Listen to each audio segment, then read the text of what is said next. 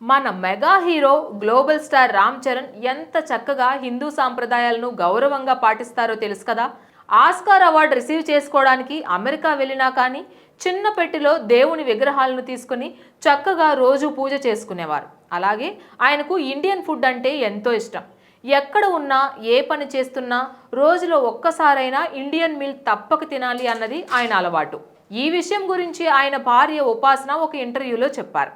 నా భర్తకి రోజు ఒక్కసారైనా ఇండియన్ ఫుడ్ కావాలి. మేము ఎక్కడికి వెళ్ళినా కుక్కర్ తీసుకువెళ్తాం.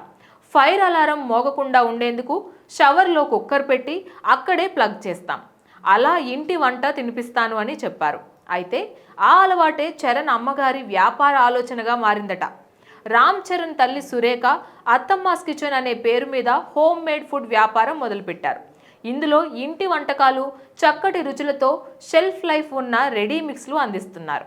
ఇలా ఎంత సాధించినా మన ఇండియన్ రూల్స్ మర్చిపోకూడదు సుమి.